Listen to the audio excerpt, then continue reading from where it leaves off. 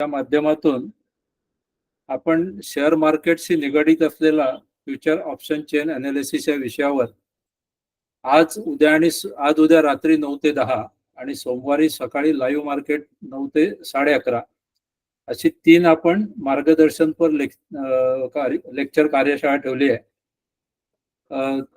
जास्तीत जास्त लोकांनी या संधीचा फायदा करून घ्यावा अशी केळकर फाउंडेशन तर्फे मी सगळ्यांना रिक्वेस्ट करतोय. सदर session Kelkar financial services Dombivli येथून गौरव केळकर देणार आहे. तर गौरव, तू तुझी ओळख करून दे. येस सर, सेशन स्टार्ट करू आपण. माझ्या सेशन स्टार्ट मध्येच मी हे करणार आहे, म्हणजे माझ्या ह्याच्यात. ओके ओके, चालू करू आपण. येस येस, चालेल. सो बेसिकली माझं नाव निकनेम ऍक्च्युली माझं गौरव आहे आणि ऑफिशियल माझं नाव पुरुषोत्तम राजीव केळकर आहे. ओके, सो बेसिकली सगळ्यांचं मी हार्दिक हार्दिक हार्दिक स्वागत करतोय आजच्या आपल्या सेशन मध्ये. ठीक आहे, आजच्या या सेशनचा आपला मोटो आहे, जसं सरांनी आपल्याला सांगितलं की future option chain analysis, equity investment, ह्या रिगार्डिंग आपण 3 दिवसाची ही कार्यशाळा म्हणजे वर्कशॉप घेतलेला आहे. ओके, सो त्याच्यामध्ये मी स्वतः म्युच्युअल फंड ऍडवायझर म्हणून मी सुद्धा काम करतो. तर म्युच्युअल फंडची तुमची एक्झिस्टिंग इन्व्हेस्टमेंट, म्युच्युअल फंडच्या एक्झिस्टिंग इन्व्हेस्टमेंट वरती तुम्ही कशा पद्धतीने लिव्हरेज किंवा प्लेजिंग घेऊन तुम्ही ट्रेडिंग करून तुम्ही पैसे कमवू शकता. पण ह्याच्या आधी आपल्याला म्युच्युअल फंड म्हणजे काय हे आपल्याला कळणं गरजेचं आहे. त्यामुळे आपला आजचा पहिला दिवस जो असणार आहे वर्कशॉपचा तो असेल what is mutual fund, mutual fund मध्ये इन्व्हेस्टमेंट करून का लेव्हरेज किंवा का प्लेजिंग करून आपण ट्रेडिंग करू शकतो. ओके, त्यानंतर आपला दुसऱ्या दिवशीचा टॉपिक असेल एक्झॅक्टली म्युच्युअल फंडचं प्लेजिंग करून आपण नक्की कशा पद्धतीने FNO मध्ये आपण ट्रेडिंग करणार आहोत based on the option chain, किंवा इक्विटी मध्ये इन्व्हेस्टमेंट करणार आहोत based on the option chain. आपल्याकडे भरपूर लोकांना आतापर्यंत अनेक लोकांना डाऊट आहेत की सर FNOच करायचं का ऑप्शन चेन वरती. तर नाही, आपण जे शिकवतो हे ऑप्शन चेन शिकवतो. आपण कोणत्याही प्रकारचं ऑप्शन ट्रेडिंग तुम्हाला शिकवत नाही, आले लक्षात. ऑप्शन ट्रेडिंग नाही, आपण ऑप्शन चेन शिकवतो. पण ऑप्शन चेन शिकायच्या आधी म्युच्युअल फंडद्वारे जे तुमचे इन्व्हेस्टमेंट आहेत ते प्लेज करून म्युच्युअल फंड इन्व्हेस्टमेंट का केली गेली पाहिजे, ऍक्च्युअली म्युच्युअल फंड इन्व्हेस्टमेंट, त्यानंतर तुमचं FNO, त्यानंतर इक्विटी इन्व्हेस्टमेंट, हे सगळे जे आहेत हे एका सर्कलमध्ये आपल्याला आलेले आहेत. आलं लक्षात. माझा आवाज सगळ्यांना येतोय का? मला एकदा टेस्टिंग करता, माझा आवाज येतोय? हो, हात वर करा. Okay okay. सो बेसिकली आपण आज जाणून घेणार आहोत. आज आपण पहिलं म्युच्युअल फंड विषयी जाणून घेऊ. काही लोकांचे ऑलरेडी म्युच्युअल फंड इन्व्हेस्टमेंट आहेत, काही लोकांचे ऑलरेडी म्युच्युअल फंड इन्व्हेस्टमेंट नाही आहेत, आणि त्या इन्व्हेस्टमेंटच्या आधारावरती आता मी माझं सांगतो. माझ्या ओळखीमध्ये माझे बरेच मित्र आहेत की ते म्युच्युअल फंड मध्ये इन्व्हेस्टमेंट ऑलरेडी 3-4 लाखाची करून ठेवलेली आहे त्यांनी, आणि त्याचं प्लेजिंग करून ते FNO मध्ये काय करतात, पैसे कमवतात. सो आपण हे 3 दिवसाचं वर्कशॉप घेतलंय, ह्याच्यामध्ये A to Z आपण तुम्हाला माहिती देणार आहोत. शून्यातनं आपण सुरुवात करणार आहोत. शून्यातनं सुरुवात इन द सेन्स काय की नक्की सुरुवात कशी करायची, एंडिंग कसं करायचं FNO किंवा ट्रेडिंग किंवा इक्विटी इन्व्हेस्टमेंटचं बेस्ड ऑन दी ऑप्शनचं. ओके, सो आज आपण म्युच्युअल फंडचा टॉपिक उचललेला आहे. म्युच्युअल फंड प्रत्येकाने का केलं गेलं पाहिजे, त्याचे फायदे काय असतात हे आज आपण तुम्हाला सांगणार आहोत. ओके, आणि उद्यापासून based on the mutual fund, based on your equity investment, you can trade on the FNO section if you are interested, not a compulsion. Okay, पण म्युच्युअल फंड मध्ये, स्टॉक मध्ये इन्व्हेस्टमेंट करत असताना आपल्याला कोणत्या पद्धतीने ऑप्शन चेनचा वापर कसा होतो हे आपण जाणून घेणार आहोत. त्यासाठी आजपासून आपण सुरुवात करूया. करायचं स्टार्ट? हो हो, येस येस येस येस. सगळ्यांना हॅपी विकेंड. सगळ्यांनी एन्जॉय केला असेल आजचा विकेंड, सॅटर्डेचा. आज भरपूर आपले मार्केटचे मित्र आहेत जे आता जॉईन झालेले आहेत, ज्यांना आम्ही आमच्या भाषेत मार्केटची माणसं असं संबोधतो, की जी रोज बिचारी मार्केटमध्ये येतात, ट्रेडिंग करतात, पैसे कमवून घेऊन जातात, घरी घेऊन जातात. सो माझ्या मार्केटची माणसं खरी कंटाळतात. आज सॅटर्डे संडेला ना माणसं बिचारी ना वैतागतात की सर आज मार्केट बंद आहे, काम नाही, काही नाही. सो त्यांना पण हॅपी विकेंड, सगळ्यांना हॅपी विकेंड. ठीक आहे. आजपासून सगळ्यांना मी आपल्या इन्व्हेस्टिंग आणि ट्रेडिंगच्या जर्नीमध्ये केळकर फायनान्शियल सर्व्हिसेस तर्फे मी पुरुषोत्तम केळकर आज सगळ्यांचं स्वागत करतो आणि आजच्या सेशनला आपण सुरुवात करू. ठीक आहे, चल. बेसिकली कोणतीही गोष्ट नवीन शिकत असताना आपण त्या गोष्टीविषयी पहिले हिस्ट्री माहिती असणं आपल्याला गरजेचं आहे. आपल्याला त्या गोष्टीविषयी हिस्ट्री माहिती असणं गरजेचं आहे. सो KFS ची निर्मिती किंवा केळकर या संस्थेची निर्मिती कधी झाली तर फ्रॉम 1961 पासून आपण सुरुवात केलेली आहे. माझ्या आजोबांनी 1961 साली शॉर्ट हँड आणि टायपिंग ही इन्स्टिट्यूट चालू करून लोकांना रोजगाराभिमुख प्रशिक्षण घेऊन 1961 ला माझ्या आजोबांनी इन्स्टिट्यूट चालू केले. म्हणजे पहिल्याच दिवसापासून आम्ही स्वतः कन्सल्टिंग किंवा एज्युकेशन कन्सल्टिंग मध्ये स्वतः काम करतो. काळ बदलत गेला, वर्ष सरत गेली. त्यानंतर वर्ष आलं 2005.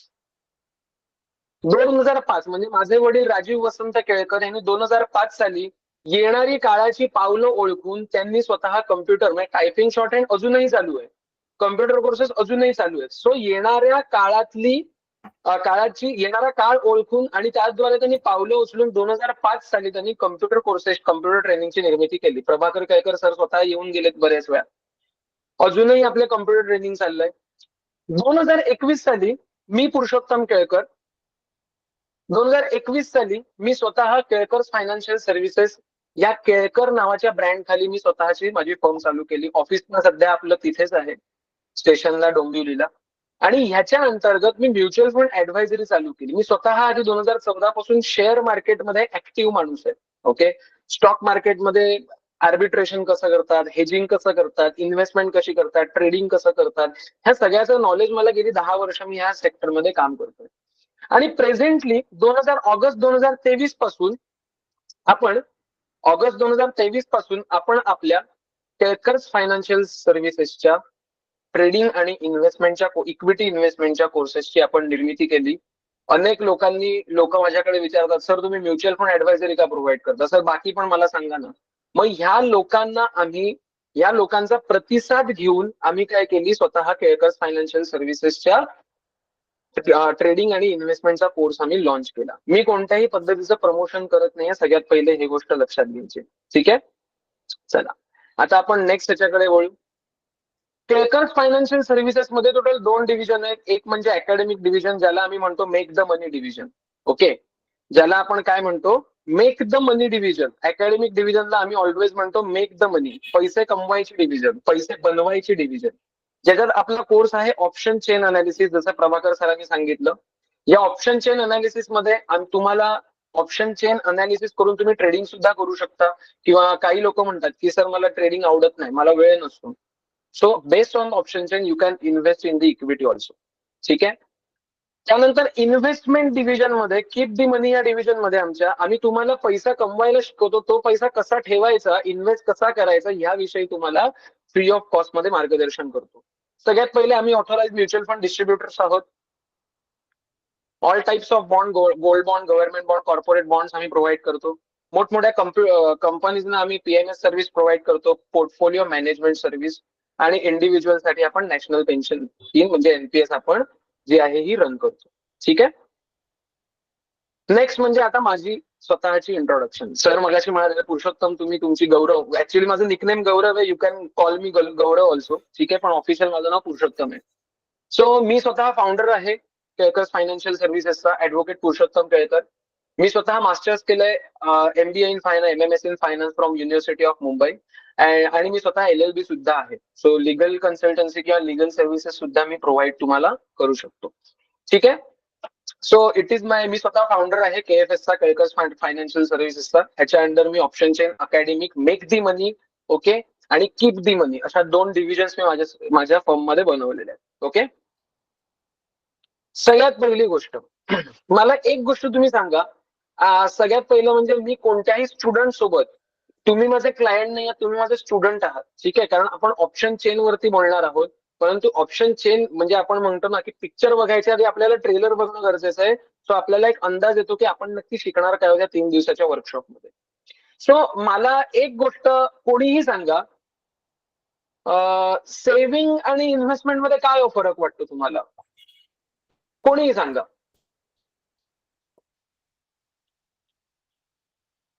सगळे झोपले. विकेंड ना एन्जॉय करतात की काय? हॅलो केळकर्स, रिप्लाय द्या. अनम्यूट करून बोला. हॅलो, अनम्यूट करून तुमच्या कॉमेंट्स द्या. हा, कारण की सेशन ऑलवेज इंटरॅक्टिव्ह झालं पाहिजे. वन साइडेड बोललो याचा अर्थ ते भाषण होतं. आले लक्षात? तो संवाद नाही होत, ते भाषण होतं. सो सेव्हिंग आणि इन्व्हेस्टमेंट. सेव्हिंग म्हणजे काय? कोणी सांगू शकेल मला? सांगा. सर ऐकू येत आहे? हा येतंय, बोला आरती मॅम. हा, सेव्हिंग म्हणजे आपला सगळा खर्च वजा जाता जे काही आपण रक्कम दर महिन्याला किंवा 4 महिने किंवा आठवड्याला जसं जमेल तसं बाजूला काढत जातो त्याला आपण म्हणतो सेव्हिंग. आणि ते जे सेव्हिंगचे असतात पैसे ते वाढवण्यासाठी जी योजना केली जाते त्याला म्हणतात इन्व्हेस्टमेंट, की जे लॉंग त्याला टर्म साठी म्हणतात जनरली इन्व्हेस्टमेंट म्हणजे माझ्या दृष्टीने तरी कितपत बरोबर आहे माहिती नाही. ओके ओके, नाही ते मी सांगायला बसलोय. So basically nice attempt. Okay, पुढे मी अजून लोकांना प्रश्न विचारेन. मला माहितीये खूप लोकांना उत्तर द्यायचे. अनम्यूट केलंय खूप लोकांनी. मी नक्की प्रत्येकाला, प्रीतम सरांचं नाव मी लक्षात ठेवणार आहे. प्रीतम सरांनी आणि राजेंद्र सरांनी अनम्यूट केलं, म्हणजे त्यांना बोलायचंय. पण आपण नेक्स्ट बोलू, कारण की पुढच्या क्वेश्चन मी तुम्हाला विचारीन. त्याच्याकडे आपल्याकडे वेळेची पण कमतरता आहे, वेळेची मर्यादा आहे. सॉरी. सो बेसिकली सगळ्यात पहिली गोष्ट म्हणजे saving. What is the saving? So saving म्हणजे आपण मराठी भाषेत त्याला काय म्हणतो? त्याला मराठी भाषेत आपण म्हणतो बचत. सेव्हिंग म्हणजे काय? बचत. सेव्हिंग आणि इन्व्हेस्टमेंट मध्ये फरक काय? सगळ्यात पहिले आपण सेव्हिंग जाणून घेऊ. ठीक आहे. सेव्हिंग म्हणजे काय? असं धरून चला, माझा 1996 साली जन्म झाला. ठीक आहे. माझा 1996 साली जन्म झाला आणि माझ्या आई वडिलांनी किंवा आईने किंवा वडिलांनी ठरवलं 1996 साली, मी हे 1000 रुपये, माझ्या वडिलांनी ठरवलं, मी हे 1000 रुपये जे आहेत हे मी माझ्या कपाटात ठेवून देईन.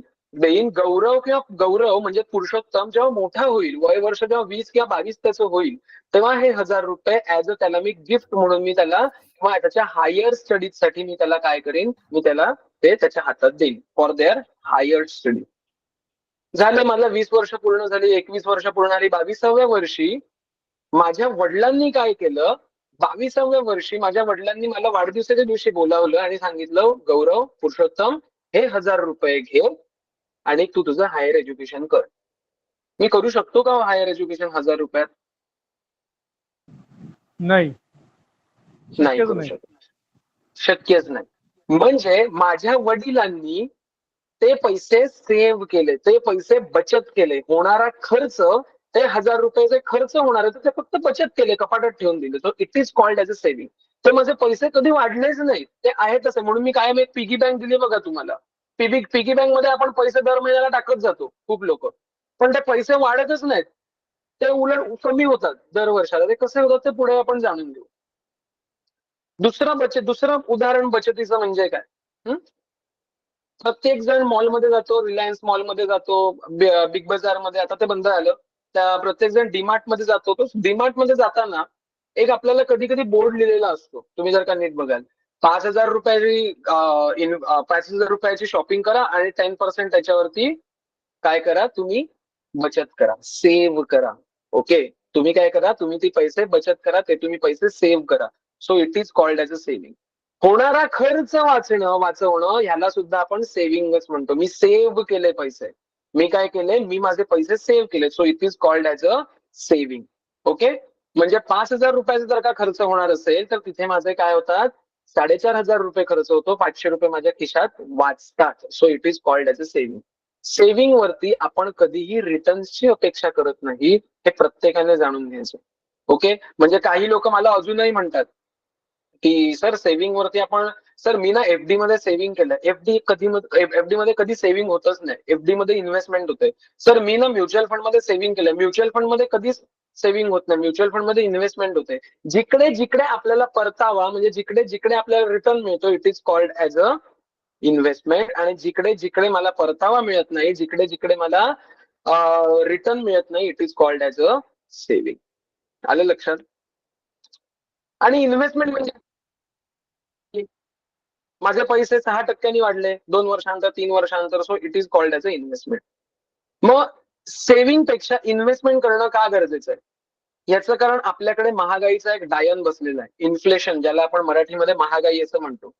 दर वर्षाला भारतामध्ये 6.5% महागाई होत असते ऑन अन एव्हरेज. ओके, म्हणजे जर का तुम्ही 100 रुपये आज बँकेमध्ये एफडी केली तर बँक तुम्हाला किती देते? 6% देते. ओके, पण तुमचे ऍक्च्युअली खर्च किती होतात? पैसे महागाईमुळे त्या पैशांची व्हॅल्यू कमी होते तुमच्या. म्हणजे जर का 100 रुपये आज तुम्ही इन्व्हेस्ट केलेले असतील, 100 रुपये जर आज तुम्ही इन्व्हेस्ट केलेले असतील तर त्याच्या 1 वर्षानंतर बँक तुम्हाला किती देते? तर 6% देते, 6% तुम्हाला देते बँक. ओके, म्हणजे काय होतं? महागाई जर का हा माझा माऊस जर का आहे, हा 100 रुपयाला मिळत असेल, तर पुढच्या वर्षी त्याची किंमत किती होणार आहे? 106 किंवा 107 रुपये किंमत होणार आहे. आणि एफडी जर का केली किंवा इतर कोणत्याही पद्धतीच्या इन्व्हेस्टमेंट तुम्ही जर का केल्या तर बँक तुम्हाला किती देते? 6% देते. म्हणजे जसे तुम्ही रिटर्न्स कमावता ते इन्व्हेस्टमेंटच आहे, ते सेव्हिंग नाहीये. एफडी ही इन्व्हेस्टमेंटच आहे. जसे तुम्ही पैसे घेता तसे तुम्ही ऑलरेडी पैसे एका साईडने काय करत असता? देत असता. कोणाला? महागाई या राक्षसाला. मग ऍज पर आरबीआयचं एस्टिमेट जर का बघितलंय तर 1990 साली सोन्याची किंमत 3,200 होती. 2023 पर्यंतचा डेटा आपण केला तर 60,000 रुपये सोन्याची किंमत झाली. म्हणजे ऍक्च्युअली जर का महागाई किती झाली तर 9.23%. पेट्रोलचं मी उदाहरण देतो. पेट्रोल 9 रुपयाला होतं 1990 साली आणि आज पेट्रोलची किंमत म्हणजे 2023 साली पेट्रोलची किंमत ही 7.13 रुपये झाली. 7.13% वाढली. सॉरी, डिझेलची किंमत 4 रुपये होती 1990 साली. त्या डिझेलची किंमत झाली 94 रुपये. म्हणजे 9% काय झालं? इन्क्रीज झालं. रोज सकाळी आपण चहा पितो, रोज सकाळी आपण दूध पितो, रोज सकाळी आपण कॉफी पितो. कॉफी 6 रुपये, सॉरी, दूध आपल्याला 6 रुपयाने यायचं लिटर नाही. आज तेच दूध 2023 साली आपल्याला 72 रुपयाने येतं. म्हणजे महागाई होणं हा जगाचा नियम आहे. ज्या देशात महागाई होत नाही त्या देशाला आपण काय म्हणतो? अविकसित देश आपण म्हणतो. प्रत्येक देशात ही महागाई झालीच पाहिजे. ओके, म्हणजे एक्झाम्पल द्यायचं झालं तर आपण आजारी पडल्यावर काय पितो? आपण औषध घेतो. ठीक आहे, आपण काय करतो? आपण आजारी पडल्यावर औषध घेतो. औषध घेतल्यावर आपल्याला काय वाटतं? बरं वाटतं. पण जर का मला एक डॉक्टरांनी सांगितलं 3 चमचे फक्त सिरप तुम्हाला घ्यायचंय आणि मी अर्धी बाटली जर का ती सिरप प्यायलो तर आपण त्याला काय म्हणतो? ओव्हरडोस झाला. आणि त्या सिरपचं माझा खोकला बरा होत नाही, उलट माझं पोट बिघडतं. त्याच पद्धतीने इन्फ्लेशनचं आहे. Inflation 7% inflation is the healthiest inflation in our India. 60%च्या वरती जेव्हा इन्फ्लेशन जातं 7%च्या वरती, तेव्हा ऍज अ अनहेल्दी इन्फ्लेशन म्हणून म्हणतो. म्हणून गेले काही वर्षांचा तुम्ही हिशोब केला तर इन्फ्लेशन हे 7%ने इंडियामध्ये ऑन अन एव्हरेज वाढतं. ओके, जर का तुम्ही एक हिशोब केलात तर तुम्हाला एक कळेल. 2013 साली हाऊस होल्ड एक्सपेन्स होते, जर का तुम्ही बघाल तर 20,000 रुपये होते घर खर्च, आपण म्हणतो रेशन भरणं. 2023 साली तोच खर्च माझा झाला 37,500. 2033 साली तोच माझा खर्च झाला 70,500 होणार आहे दर महिन्याचा. हायर एज्युकेशनचा 1 इयरचा खर्च केला बघितला तर 2013 साली 6 लाख रुपये ऑन अन एव्हरेज फी असायची टेक्निकल इन्स्टिट्यूट मॅनेजमेंट इन्स्टिट्यूटची. त्यानंतर 11.25 जी होती ही 2023 साली तुमची होती. Okay, on an average. आणि 2033 साली हीच हायर एज्युकेशन तुमची महाग होणार आहे 21.25 लाख रुपये. मॅरेज कॉस्ट, सगळ्यांना लग्न करायचंय, मला पण करायचंय. सो मॅरेजची कॉस्ट काय होती 2013 साली? 8 ते 10 लाख रुपये ऑन अन एव्हरेज लागायचे चांगलं लग्न करण्यासाठी. ओके, मस्त जेवण खाऊन सगळ्यांना जेवायला देणं वगैरे. त्याच्यामध्ये 2013 साली 8 ते 10 लाख रुपये खर्च व्हायचे.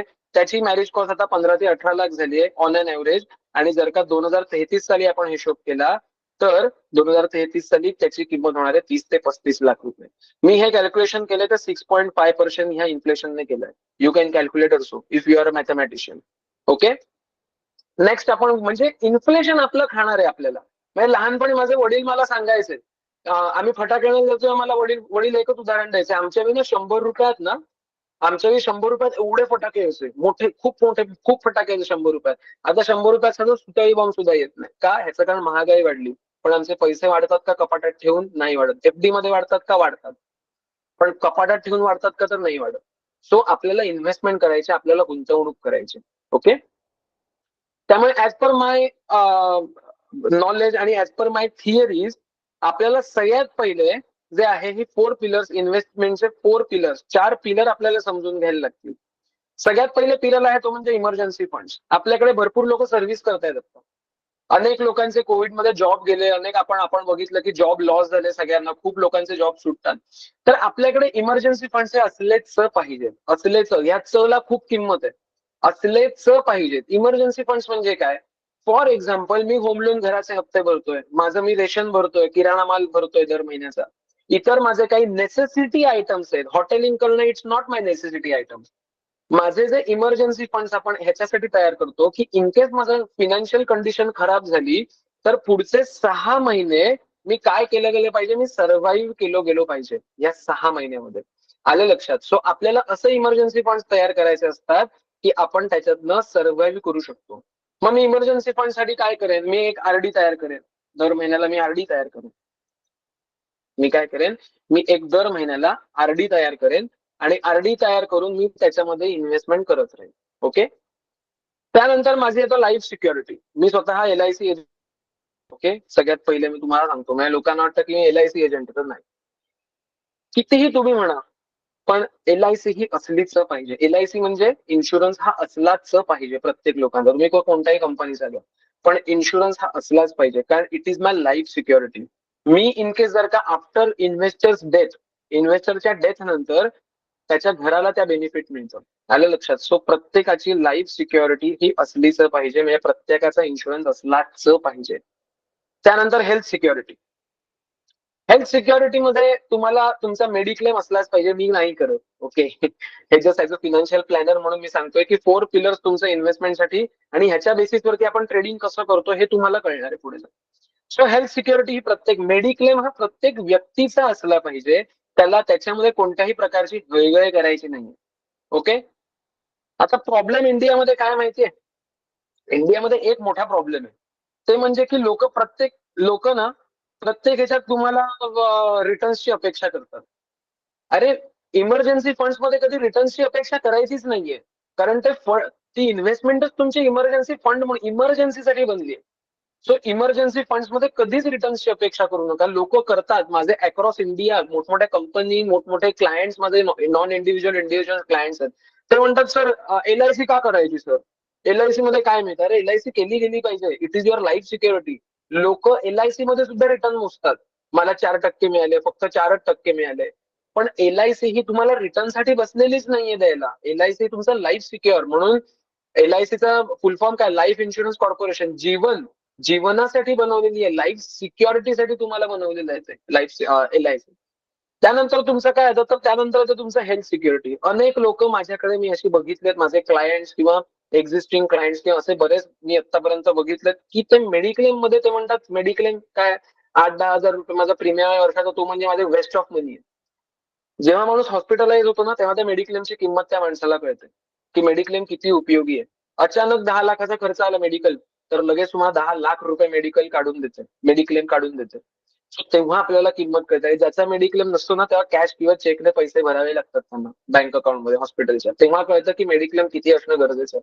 तेव्हा मग लोकांचे डोळे उघडतात, कारण की मी बघितलंय, मी सगळ्यांना सांगतो, मी ऍक्च्युअली बघितलंय, अनेक लोकांचे मेडिक्लेम नाहीयेत आणि आज ते अक्षरशः ऍडमिट झाल्यानंतर मला फोन करतात, सर इन्व्हेस्टमेंट माझी मोडायची सर, काय करू? मी म्हणलो, काय झालं? सर मेडिक्लेम नाही. अशा लोकांचे मला फोन येतात. त्यामुळे मेडिक्लेम हा असलाच पाहिजे. आता या तिघांमधनं, या तिन्ही पिलर मधनं आपण कोणत्याही प्रकारच्या रिटर्न्सची अपेक्षा करत नाही, कारण हे पिलर हे एवढे महत्वाचे आहेत की प्रत्येकाची इन्व्हेस्टमेंट तुमची झालीच पाहिजे इमर्जन्सी फंड्स मध्ये. आता मग 4th पिलर कोणता आहे? तर आपल्याला या तिघांचे जे आहेत, आपल्या मराठी भाषेत सांगायचं झालं तर या तिघांचे रिटर्न्स आपल्याला एका पिलर मधनं वसूल करायचे, ज्याला आपण मराठीमध्ये म्हणतो वसुली. काय म्हणतो आपण मराठीमध्ये? त्याला आपण काय म्हणतो? वसुली. ही वसूल आपल्याला रिटर्न करायचे आहेत, ते म्हणजे रिटर्न पर्स्पेक्टिव्ह इन्व्हेस्टमेंट मधनं. त्याच्यामध्ये या 3 पिलरचे आपल्याला रिटर्न काढायचे आहेत. ठीक आहे. त्याच्यानंतर आपल्याला इन्फ्लेशनची बीट करायचं, म्हणजे आपल्याला 60% वरती रिटर्न असणारी इन्व्हेस्टमेंट करायचे, आणि आपल्याला करायचे ते लिगल इन्व्हेस्टमेंट करायचे. आणि मी स्वतः ऍडव्होकेट आहे, त्यामुळे मी कोणत्याही पद्धतीचं चुकीचं मार्गदर्शन कोणाला करत नाही. ओके. सो हे आपल्या 4 पिलर्सचे आहेत. कोणाला काही ऍडिशन करायचं ते करू शकतात. कोण आहे ऍडिशन करायचंय? कोणाला नाही कळलंय असं कोणी आहे? मला उलट मजा येईल, तुम्ही जर का बोललात ना स्वतः तर मजा येईल मला. मला असं वाटतं की लाईफ इन्शुरन्स पेक्षा एखाद्याने यंग एज मध्ये टर्म इन्शुरन्स 1 कोटी 2 कोटीचा करणं सगळ्यात चांगलं. टर्म माझं मत आहे. इन्शुरन्सचा प्रत्येकाचं मत. नाही प्रत्येक तुमचं आता प्रत्येकाचं शेवटी माणूस तिथे विचार वेगळे. त्यामुळे लक्षात घ्या, टर्म इन्शुरन्स मी म्हणतो टर्म इन्शुरन्स काढलाच पाहिजे, पण एन्डॉमेंट प्लॅन, आता मी ह्याच्यात नाही, मी ऍक्च्युली इन्शुरन्स मध्ये मी जास्त नसतो, मी मार्केटचा माणूस आहे. ओके, पण मला जेवढं माझं नॉलेज आहे तेवढं मी तुम्हाला सांगतो. माझं सुद्धा LIC आहे. ओके, मी एन्डॉमेंट प्लॅन का काढायचा, कारण इनकेस टर्म इन्शुरन्स मध्ये कसं होतं, टर्म इन्शुरन्स मध्ये काही क्लॉजेस आहेत जे आपण बघा, आपण मी राजेंद्र सरांनाही सांगत नाही, मी नॉर्मल ओव्हरऑल सगळ्या लोकांना सांगतो. आपण इन्व्हेस्टमेंट करताना ना पैसा बाजारवरती जातो किंवा तुमच्या पॉलिसी बाजारवर जातो आणि डायरेक्ट आपण काय करतो, पेमेंट करून टाकतो. आपण कधी टर्म्स अँड कंडिशन वाचत नाही त्याची. त्यामुळे टर्म्स अँड कंडिशन वाचत, बऱ्याच टर्म्स अँड कंडिशन मध्ये असतं की तुम्ही सलग 3 ते 4 वर्ष भरले, 5व्या वर्षी जर का तुम्ही पेमेंट नाही केलं तर टर्म इन्शुरन्स तुमचा बाद होऊन जातो तो. ओके, सो टर्म इन्शुरन्स असणं गरजेचं आहे, पण एन्डॉमेंट प्लॅन पण प्रत्येकाने काढलाच पाहिजे. आणि त्याच्यात कुठेही रिटर्न मोजू नका. मेडिक्लेमला पण same thing is applicable. Same. Okay, so माझा एकच उद्देश असतो की हे जे आपण 3 पिलर जे आहेत, या 3 पिलर मध्ये कधीही रिटर्न्सची अपेक्षाच करू नका. लोक इथे चुकतात की ते रिटर्न्स बघत बसतात. या रिटर्न्सची अपेक्षा ही आपल्याला 4th पिलर मधनं करायची. ह्याची सगळ्यांची वसुली आपला हा 4th पिलर जो मोठा उभा आहे स्वतः ताकदीने, तो आपल्याला सगळे काय करतो, हा सगळ्या आपल्या अपेक्षा पूर्ती करतो रिटर्न्सची. ओके, आता हे म्युच्युअल फंड कन्सेप्ट काय आणि म्युच्युअल फंड मध्ये प्लेजिंग कसं केलं जातं फॉर युअर ट्रेडिंग. आता आपण आज पहिले कीप द मनी शिकणार आहोत, उद्या मेक द मनी आणि परवा make the money. Make the मनीची सेशन 2 असतील, कीप द मनीची सेशन आपलं 1 असणार आहे. सो म्युच्युअल फंड ही कन्सेप्ट काय, कोणाला माहिती त्यांनी सांगा, कोणीही सांगा, कोणाला जरी चुकलं तरी सांगेल, मी सांगायला बसलोय. सगळ्यांनी एकत्र येऊन पैसे एका पर्टिक्युलर स्कीम साठी टाकायचे आणि ती जी AMC असेल ती त्या स्कीमच्या रिलेटेड इन्व्हेस्ट करेल आणि त्याचे रिटर्न्स सगळ्यांना डिवाइड होतील. म्हणजे त्याच्यात बेनिफिट जास्त मिळेल, कारण शेअर घेणं प्रत्येकाला जमेलच असं नाही. शेअर काही महाग असतात. Perfect sir, perfect. You are 200% correct sir, Rajendra sir. You are 200% correct. फक्त मी अजून थोडं एलॅबोरेट करून सांगतो. मी राजेंद्र सरांचं उदाहरण घेतो. आज राजेंद्र सरांकडे आता 1000 रुपये आता त्यांच्या खिशात आहेत. किती आहेत? 1000 रुपये त्यांच्या खिशात आहेत. राजेंद्र सर म्हणतात, सर मला 500 रुपये स्टॉक मध्ये इन्व्हेस्ट करायचे आणि 500 रुपये मला म्युच्युअल फंड मध्ये इन्व्हेस्ट करायचे. ओके, फरक काय असतो, तर हे जे 500 रुपये जे ते तुम्ही स्टॉक मध्ये इन्व्हेस्ट करतायत राजेंद्र सर, सगळ्यात पहिले या स्टॉकचा तुमचा अभ्यास हवा, जो आपण उद्या शिकणार आहोत मेक द मनी मध्ये. ठीक आहे, आणि याच्यामध्ये तुम्हाला कोणत्याही प्रकारचं नॉलेज नसलं तरी चालतं. नो नॉलेज, कोणत्याही पद्धतीचं नॉलेज नसलं तरी चालतं. आता हे जे पहिले आपण ह्या 500 रुपयाचं करून घेऊ. हे 500 रुपये जे राजेंद्र सर आज इन्व्हेस्टमेंट करतायत स्टॉक मध्ये, त्यांनी ABC नावाच्या कंपनीचा एक स्टॉक विकत घेतला. ABC नावाच्या कंपनीचा काय केला, त्यांनी एक स्टॉक विकत घेतला. आता राजेंद्र सर किंवा कोणीही मला उत्तर द्या, जर काय कंपनीचा फिनान्शियल परफॉर्मन्स, अनेक आपल्याकडे मार्केटची माणसं आज आहेत बसलेली आपल्याकडे. ओके, म्हणजे प्रभाकर सरांनी आणि कोणी उत्तर दिलं तरी चालेल. जर का ABC लिमिटेड या कंपनीचा परफॉर्मन्स जर का पुढच्या वर्षी खराब आला, तर त्या शेअरची प्राइस कमी होईल का शेअरची प्राइस वरती जाईल? 500 रुपयाचा शेअर 400 रुपये होईल का 600 रुपये होईल? नॅचरली कमी होईल. नॅचरली कमी होईल, कारण की ऑब्व्हियस ही नैसर्गिक गोष्ट आहे की एखाद्या कंपनीचा डिमांड कमी झाला की त्याचा सप्लाय वाढतो, डिमांड कमी होते आणि शेअरची प्राइस काय होते, कमी होते. म्हणजे 500 रुपयाचा शेअर हा तुमचा कमी होईल, त्या शेअरची प्राइस ही 400 रुपये होऊ शकते किंवा 300 पण होऊ शकते किंवा 600 पण होऊ शकते. पण फिनान्शियल परफॉर्मन्स खराब आला की अनेक शेअर तुटतात. ते आपण उद्या मेक द मनी मध्ये शिकूया सगळ्या गोष्टी. सो बेसिकली म्हणजे हे 500 रुपये आपण असं म्हणू शकतो की तुमचे फक्त एका कंपनीवरती डिपेंड राहिले तुमचे पैसे. तुमचे पैसे काय झाले, तुमचे पैसे एका कंपनीवरती डिपेंड राहिले. म्हणजे हे 500 रुपये काय करताय, तुम्ही खिशातनं 500 रुपये देताय आणि 500 रुपयाचा एक शेअर तुम्ही विकत घेताय. सिम्पल अँड सोबर लॉजिक आहे. ओके, जर त्या कंपनीमध्ये फायनान्शियल परफॉर्मन्स खराब आला, ऑब्व्हियसली काय होणार, कंपनीचा शेअर 500 रुपयावरून 400 रुपये येईल. म्हणजे त्याच्यामध्ये तुमचे डिपेंडेबल तुम्ही राहणार आहात फक्त आणि फक्त एका कंपनीवर, या ABC कंपनीवर.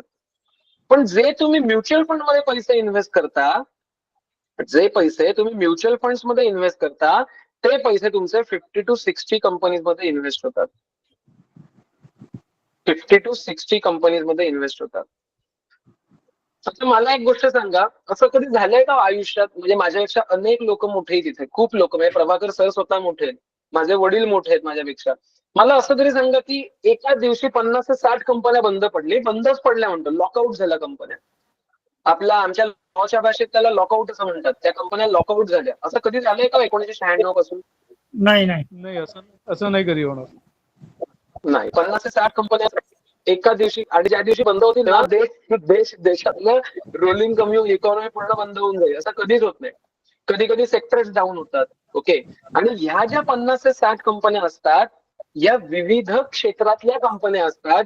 म्हणजे ऑटोमधल्या 5 असतील, त्यानंतर बँकिंग सेक्टरच्या 5 असतील, त्यानंतर तुमच्या फार्मा सेक्टरच्या 5 असतील, हॉस्पिटल 5 असतील, रिअल इस्टेटच्या 4 कंपन्या असतील. अशा मिळून तुमच्या डायव्हर्सिफाय तुमचा पोर्टफोलिओ केला जातो. डायव्हर्सिफाय म्हणजे काय? तुमच्या पोर्टफोलिओसाठी स्टॅबिलिटी निर्माण केली जाते. आलं लक्षात? सो म्हणून तुम्ही कधीही बघा, कधीही, म्हणजे मी माझ्या प्रत्येक स्टुडंटला मी सांगतो, तुम्ही एक तरी व्यक्ती आणून दाखवा की गेली 10 वर्ष म्युच्युअल फंड मध्ये इन्व्हेस्टमेंट करते आणि ती आज पूर्णपणे लॉस मध्ये. एक तरी मला व्यक्ती आणून दाखवायची.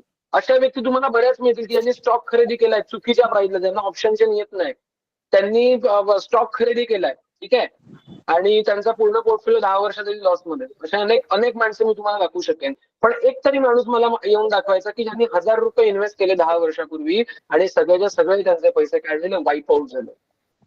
असं आपल्यामध्ये कोणी आहे की 10 वर्ष इन्व्हेस्टमेंट करताना त्यांनी सगळे पैसे गेले म्युच्युअल फंड्स मध्ये? सगळे गेले, झिरो झाले. नाही, कोणी नाही. याचं कारण तुमचे पैसे 50 ते 60 कंपन्यांमध्ये इन्व्हेस्ट होतात. आणि ह्याच्यामुळे तुम्ही ऑप्शन चेनच्या बेसिसवरती तुम्ही ट्रेडिंगला तुम्ही प्लेसिंग करू शकता. हे आपण हळूहळू शिकू. इट इज अ प्रोसेस, ही प्रक्रिया आहे. या प्रक्रियेला आपल्याला फॉलो करणं गरजेचं. सो ही म्युच्युअल फंड ही कन्सेप्टच जे की म्युच्युअल, ह्याचा अर्थच म्युच्युअल आहे, सगळ्यांना मिळून. फेसबुकवर आपण म्युच्युअल फ्रेंड बघतो, तशी म्युच्युअल फंड ही कन्सेप्ट आहे की सगळ्यांचे मिळून आपण पैसे घेतो ऑल ओव्हर इंडिया मधनं, एखादी चांगली स्कीम काढतो आणि त्या स्कीम मधनं आपण ती इन्व्हेस्टमेंट करतो. आलं लक्षात? काही डाऊट असेल आपण Q&A सेशन घेऊ. म्युच्युअल फंड मध्ये टोटल 3 स्कीम आपण प्रोव्हाइड करतो. म्हणजे म्युच्युअल फंड मध्ये टोटल 3 स्कीम आहेत.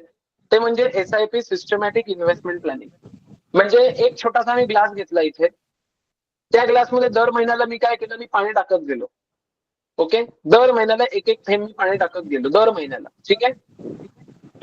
म्हणजे दर महिन्याला आपल्याला एक रुपया, 100 रुपये जे तुमची इन्व्हेस्टमेंट असेल ती तुम्हाला हळूहळू थेंबे पाणी साचे, थेंबे तळे साचे, ह्या पद्धतीने दर महिन्याला तुम्हाला इन्व्हेस्टमेंट करायचे. ह्याला आपण काय म्हणतो? Systematic investment planning. बऱ्याच लोकांना माहिती असेल.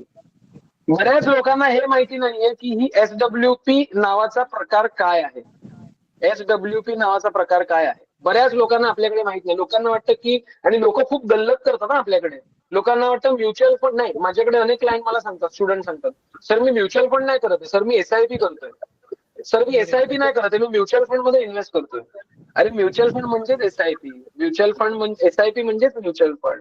म्युच्युअल फंड ही कन्सेप्ट आहे, एवढं लक्षात घ्या. म्युच्युअल फंड ही कन्सेप्ट आहे. 50 to 60 कंपनीज मध्ये इन्व्हेस्ट करणं, it is called as a concept. पण त्याला मोड काय आहे? त्याला मोड आहे SIP, SWP आणि लमसम. हे 3 मोड्स आहेत त्याला. ओके. सो असं धरून चाला, मी आज जेवलो, एक्झाम्पल आपण म्हणतो, आज मस्त जेवलो. मी आज मस्त जेवण जेवलो. जेवण हा पदार्थ आहे का? सांगा मला. नाही. जेवण हा पदार्थ नाहीये. जेवण ही कन्सेप्ट आहे. त्याच्या आतमध्ये पोळी असते, भाजी असते, वरण असतो, भात असतं, लोणचं असतं, मिरची असते, वॉट एव्हर, कोशिंबीर असते. So it is called as a पदार्थ म्हणजे आपले SIP, SWP आणि लमसम. आलं लक्षात? आणि जेवण म्हणजे आपलं mutual fund. Mutual fund it is a concept, not a product, एवढं लक्षात घ्या. सो त्याच्यामध्ये म्युच्युअल फंड मध्ये इन्व्हेस्ट करण्याचे SIP आहे, दर महिन्याला पैसे इन्व्हेस्ट करायचे. 500 रुपयापासून इन्व्हेस्टमेंट चालू होते. आणि SWP म्हणजे सिस्टमॅटिक विड्रॉल प्लॅन. एकच मोठी अमाऊंट इन्व्हेस्ट करायची, 10 लाख रुपये, आणि त्याच्यामध्ये तुम्ही काय करणार? त्याचं तुम्ही विड्रॉ करणार दर महिन्याला एक ठराविक रक्कम. एक्झाम्पल देऊन जायचं झालं तर आता प्रीतम सरांकडे आता असं घेऊन चालला 20 लाख रुपये. प्रीतम सरांकडे 20 लाख रुपये आता पडलेले आहेत. ओके. ते 20 लाख रुपये घेऊन ते काय गेले, ते बँकेत गेले. ते 20 लाख रुपये घेऊन ते बँकेत गेले. बँक त्यांना काय म्हणते, बँक म्हणते सर आम्ही तुम्हाला 6% पर वर्षाला देऊ. म्हणजे 20 लाखावरती 6%, म्हणजे दर महिन्याला किती होतात सांगा? तर दर महिन्याला तुम्हाला 10,000 रुपये मिळतात, बरोबर? दर महिन्याला तुम्हाला 10,000 रुपये मिळतात. म्हणजे दर वर्षाला 6%, म्हणजे महिन्याला अर्धा टक्का, असं तुम्हाला 20 लाखावरती 6% इन द सेन्स दर महिन्याला 10,000 बँक तुम्हाला देते. ते जर का SWP घेऊन माझ्याकडे सर आले आणि त्यांनी सांगितलं सर मला 20 लाख रुपये म्युच्युअल फंड्स मध्ये गुंतवायचे, ओके, मी त्यांना काय सांगतो, सर 20 लाख रुपये गुंतवा. मी त्यांना सांगतो सर 20 लाख रुपये गुंतवा, मी पण तुम्हाला 6%च देणार. ओके, प्रीतम सर घाबरले, ते बोलले सर काय तुमच्याकडे करण्यासाठी मी बँकेत करेन investment.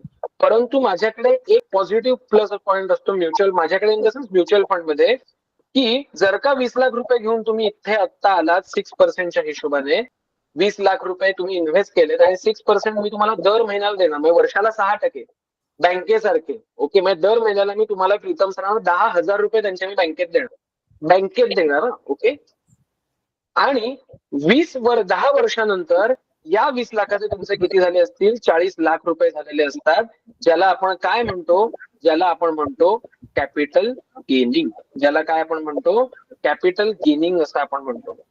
So capital gaining in the say it is a mathematical, it is a not a purchasing पैसा स्कीम. हे प्रॉपर कॅपिटल गेनिंग तुम्हाला ह्याच्यात मिळतं. म्हणजे काय होतं, तुम्हाला गेली 8 ते 10 वर्ष तुम्ही काय करताय, दर महिन्याला 10,000 घेताय, आणि 10 वर्षानंतर जे तुम्ही 20 लाख प्रिन्सिपल अमाऊंट इन्व्हेस्ट केलेली आहे त्याच्यावरती तुमच्या अमाऊंटवर गेन होऊन ते तुमचे 40 लाख रुपये होतात. It is called as a dual benefit. दर महिन्याला पण येते आणि कॅपिटल गेनिंग पण होतं. ओके, आलं लक्षात का? काही कोणाला डाऊट्स आहेत? Yes. Okay, systematic investment plan. Okay, systematic investment plan हा आपला 500 रुपयापासून इन्व्हेस्टमेंट चालू होते, आणि सिस्टमॅटिक विड्रॉल प्लॅन ही आपल्याला 3 लाख पासून चालू होते. ठीक आहे, आणि लमसम मध्ये काय, लमसम मध्ये कमीत कमी 5,000 रुपये तुम्ही इन्व्हेस्ट करू शकता. ओके, म्हणजे एकदा 5,000 पासून 4 लाख करा चालेल. म्हणजे काय, लमसम मध्ये कोणत्याही पद्धतीचं तुम्हाला दर महिन्याला वर्षाला 6% फिक्स बँकेत मिळत नाही, ते ऍज अ ग्रो म्हणून तुमचे ग्रोथ फंड मध्ये तुमचे गेले जातात. ठीक आहे, राईट असेट क्लास का महत्वाचा आहे, मी काही गोष्टींचं इथे अनालिसिस केलं. खालचं हे काही बघू नका, कारण खूप लोकांना दिसत नसेल खालचं. ओके, मी अनालिसिस केलं 1982 पासून ते मार्च 2023 पर्यंत. त्याच्यामध्ये जर का तुम्ही सोन्याचे जर का तुम्ही रिटर्न्स बघितले, जर का 1,000 रुपये कोणी 1982 साली इन्व्हेस्ट केले असतील सोन्यामध्ये, तर आज त्या 1,000ची किंमत 29,740 होईल. जर का 1,000 रुपये कोणी सिल्वर मध्ये इन्व्हेस्ट केले असते, तर मार्च 2023 ला त्या 1,000ची प्राइस 23,280 असती. जर का कोणी 1,000 रुपयाचं बँक डिपॉझिट म्हणजे FD केली असती, तर आज मार्च 2023 ला त्याची व्हॅल्यू असते 26,280. जर का कोणी कंपनीचे पण डिपॉझिट असतात, तर ते कोणी केलेले असतील, तर त्याच्यामध्ये पण तुम्हाला 38,310 रुपये मिळाले असते. 1,000चे 38,000 रुपये झाले असते. आणि जर का तुम्ही म्युच्युअल फंड्स मध्ये इन्व्हेस्ट केले असते किंवा स्टॉक्स मध्ये इन्व्हेस्ट केले असते, तर आज त्या 1,000 रुपयाचे तुम्हाला 2,70,970 रुपये झाले असते. हे होऊ शकतं, पण आपल्याकडे कसं आहे माहितीये, आपल्या इंडियन मध्ये खूप लोकांना मी आता पुढे जाऊन सांगेन, म्हणजे हे राईट असेट क्लास आपण का निवडायचं असतो ह्याचं मी तुम्हाला कारण सांगितलं. जर का आपण सेन्सेक्सचा रिटर्न बघितला, तर 1979 साली जर का राजेंद्र सरांनी 1 लाख रुपये इन्व्हेस्ट केले असते सेन्सेक्स मध्ये, हे म्युच्युअल फंड पासून धरून चालू. सेन्सेक्स त्यावेळी फक्त 100 रुपये होता 1979 मध्ये. 2023 ला तो सेन्सेक्स माझा किती झाला, 58,992. म्हणजे त्या 1 लाखाची प्राइस 5,91,520 रुपये झालेली आहे. आलं लक्षात? 5,89,91,520. 15% कंपाऊंडिंग ग्रोथ 43 वर्षात तुम्हाला मिळाली. लोक म्हणतात सर काय तुम्ही येडे बनवता, 5 करोड कुठे, 1 लाख कुठे? हे पॉसिबल आहे. ह्याचं कारण आपल्या घरामध्ये कोणी राकेश झुंझुनवाला जन्माला नाही आले, आपल्या घरामध्ये कोणी वॉरन बफेट जन्माला नाही आले की आपल्याला लहानपणीपासून त्याची शिकवण देतील शेअर मार्केटची. पण इट इज पॉसिबल, ते पॉसिबल होऊ शकतं. लोकांना फक्त एक खरं सांगतो, माझ्या क्लायंटना फक्त 5 करोड इन्व्हेस्टमेंट दिसते, पण ते 43 वर्ष या इन्व्हेस्टमेंट मध्ये थांबलेत ते दिसत नाही. आज 5 करोड वरती जर का तुम्हाला FNO मध्ये ट्रेडिंग करायचं, तर तुम्हाला 70% लेव्हरेज मिळेल. 70% लिव्हरेज म्हणजे प्लेस करून तुम्हाला 70% मिळू शकेल. 5 करोड 70% किती होता? म्हणजे त्या पैशाला घेऊन सुद्धा अजून तुम्ही पैसा बनवू शकता. It is called the mathematics. Okay.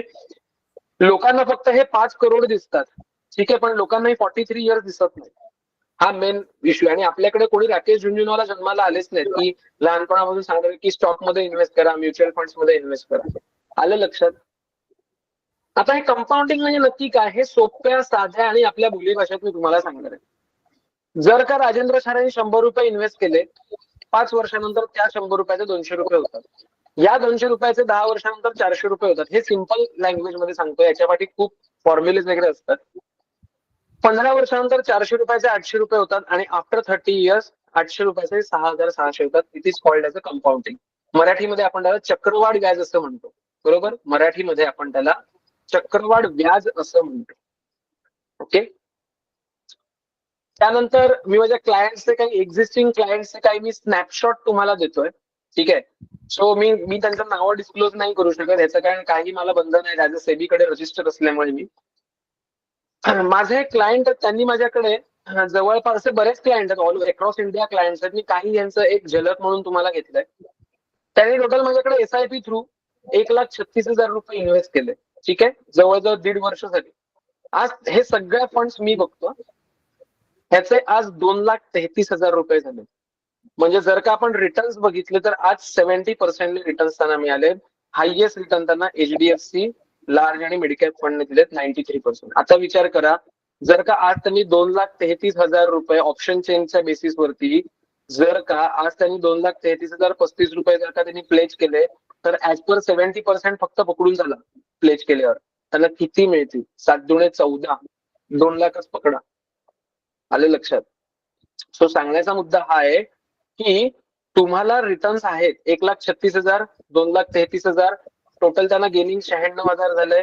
आणि टोटल ओव्हरऑल जर का पोर्टफोलिओ बघितला तर 70% रिटर्न्स आहेत. HDFC फंड मध्ये त्यांना हायएस्ट रिटर्न आहेत 93%. म्हणजे त्यांनी 38,000 रुपये इन्व्हेस्ट केले, सॉरी, आज त्यांनी 20,000 रुपये इन्व्हेस्ट केले. आज त्याची करंट व्हॅल्यू तुम्ही बघितली तर 38,000 रुपये झालेली आहे. ओके. ऑलमोस्ट डबल होण्याच्या मार्गावरती आहे. पण ते आज 2 वर्ष थांबले ना. लोकांना ना फक्त शॉर्ट टर्म मध्ये गेनिंग कळतं, लोकांना लॉंग टर्म मध्ये गेनिंग कोणी बघतच नाही. ओके.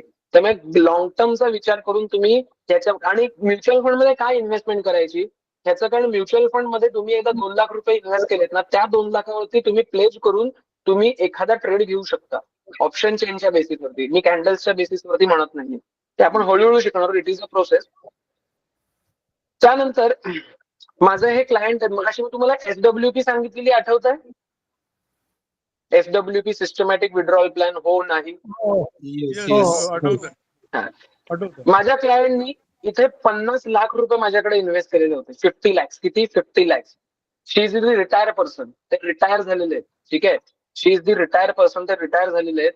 50 लाख रुपये त्यांनी माझ्याकडे इन्व्हेस्ट केले आणि त्यांनी मला फोन केला, पुरुषोत्तम 50 लाख रुपये मी इन्व्हेस्ट करते, मला कसं तू देशील? तर त्यांना मी दर महिन्याला, वर्षाला 6% प्रमाणे मी दर महिन्याला त्यांच्या अकाउंटमध्ये 25,000 रुपये देतो. आणि आत्ता त्याचं जर का कॅपिटल गेनिंग झालं तर आज कॅपिटल गेनिंग मध्ये त्यांचं 71 लाख रुपये झालेले. आता तुम्ही म्हणाल की अरे सर मार्केट तर वरतीच जातंय.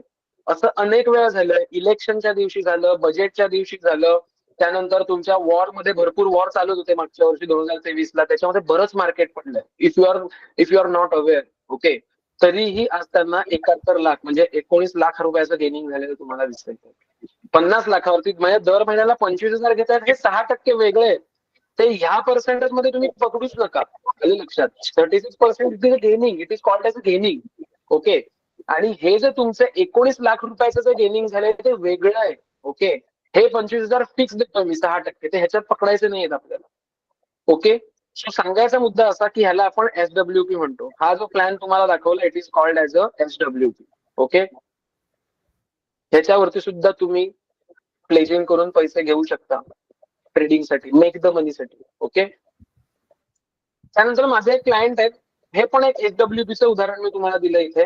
त्यांनी माझ्याकडे 9 लाख रुपये इन्व्हेस्ट केले. किती? 9 लाख रुपीज.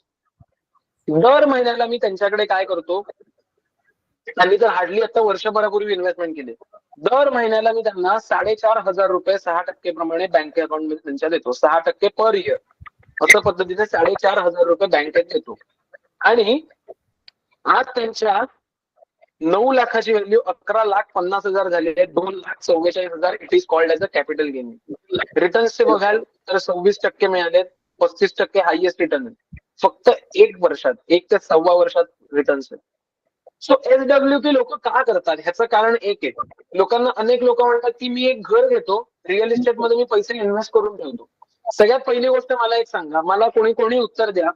जर का मी 1 करोडचं घर घेतलं, डोंबिवली सारख्या ठिकाणी बरीच लोक डोंबिवलीला ओळखतात, डोंबिवली या शहराला 1 करोडचं मी जर का घर घेतलं ऍज अ इन्व्हेस्टमेंट पर्पज राहायला नाही, तर मला किती भाडं मिळू शकेल मला सांगा. 1 करोडच्या घरावरती जर तुम्ही भाड्यावर द्यायचं म्हटलं तर किती? 30-40 हजार.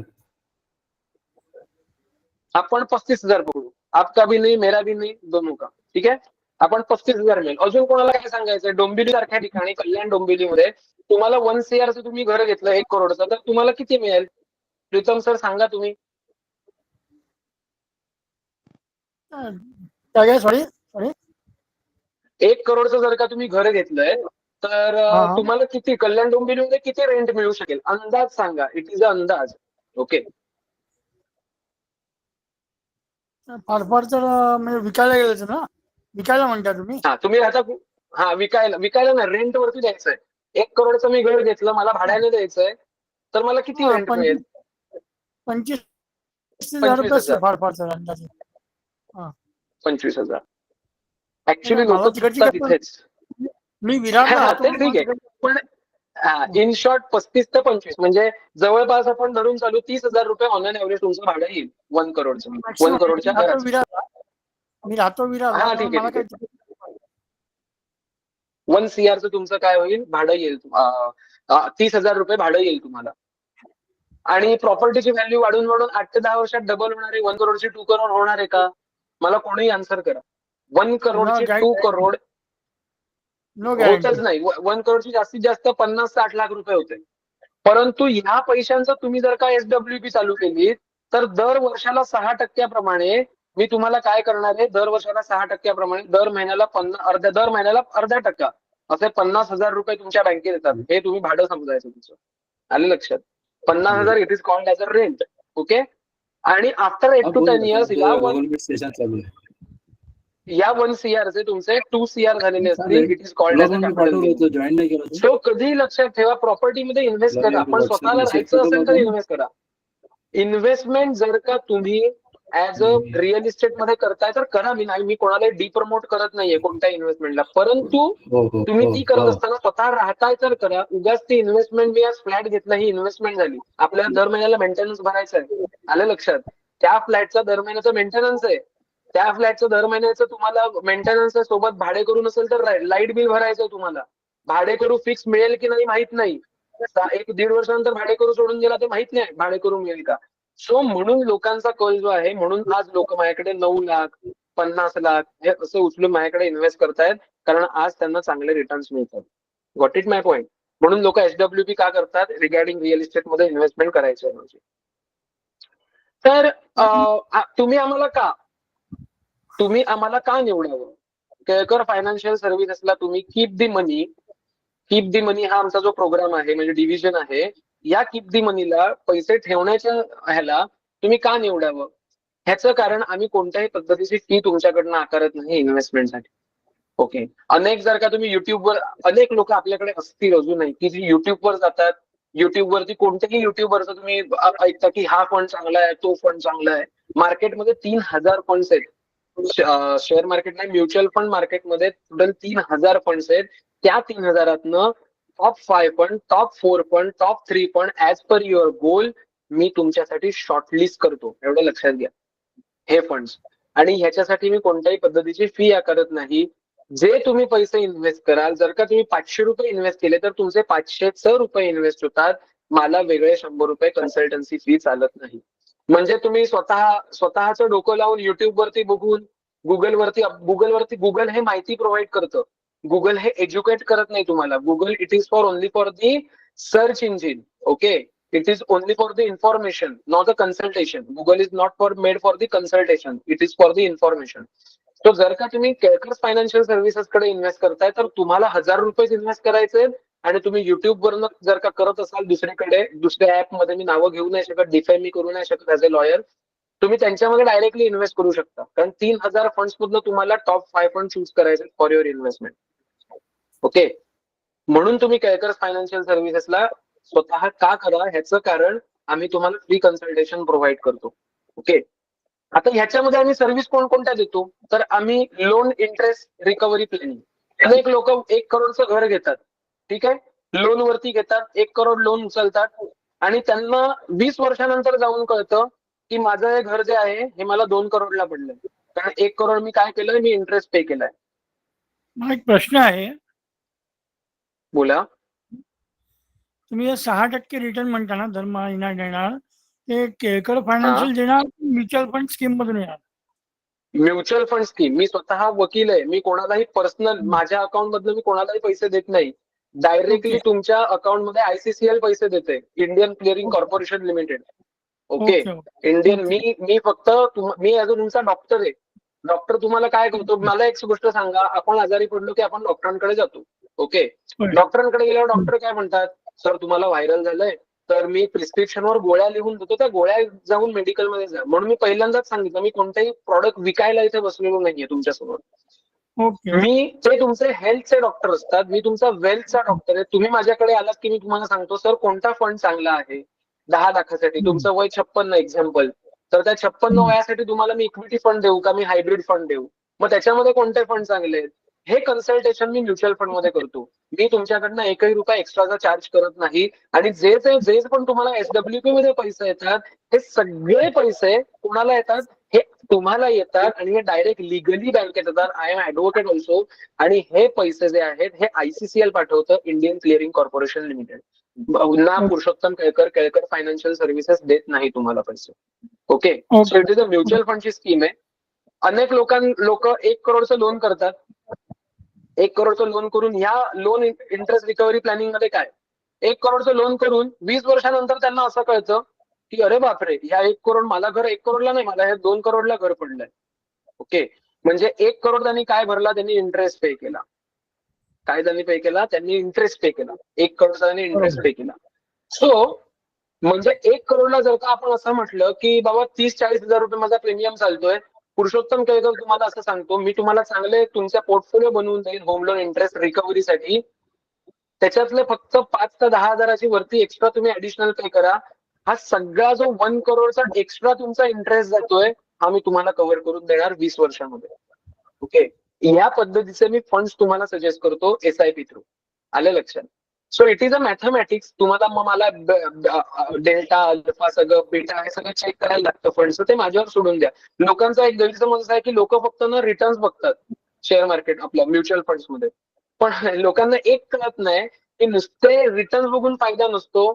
त्याचा AUM किती आहे, त्याचा बीटा किती आहे, त्याचा अल्फा किती आहे, त्याचा एक्सपेन्स रेशो किती आहे, ओके, त्याचं 3 इयर्स फ्लोरिंग रिटर्न, हे भरपूर पॅरामीटर्स चेक करून आम्ही तुम्हाला फंड्स देतोय आज.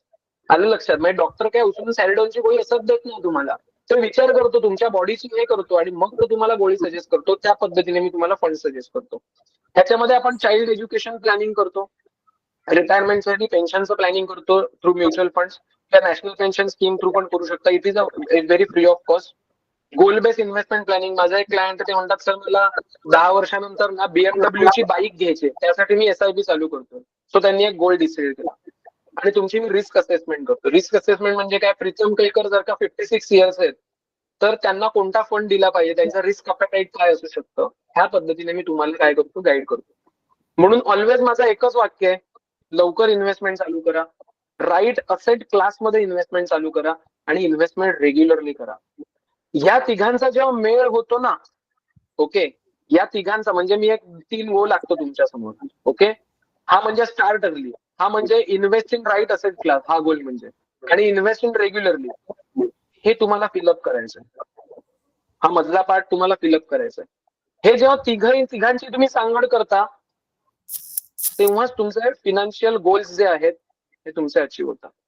Financial goals. ओके, सो आजचं मी पीपीटी जे आहे हे इथेच थांबवणार आहे. जर का कोणाला काही डाऊट असतील तरी तुम्ही मला ऍडव्होकेट पुरुषोत्तम केळकर, मी स्वतः म्युच्युअल फंड ऍडवायझर म्हणून काम करतो.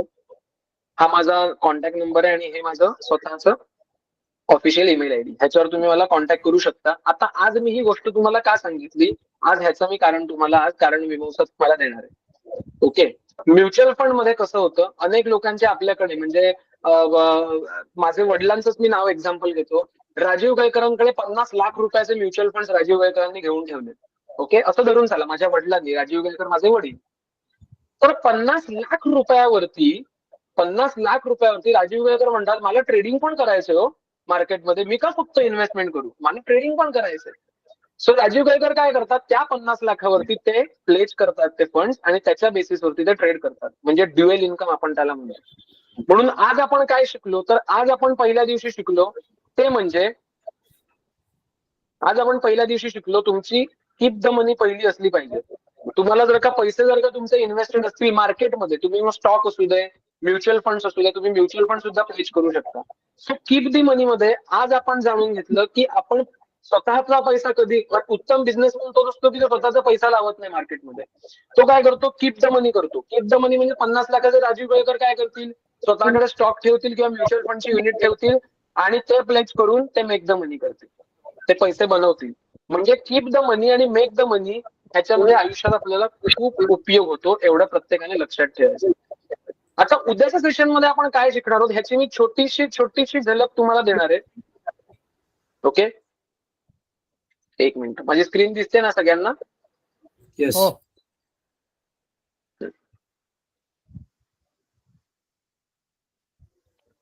आणि मी तुमच्या आवडीसाठी, चला लोकांच्या आग्रहास्तव मी आज हे ओपन करतो.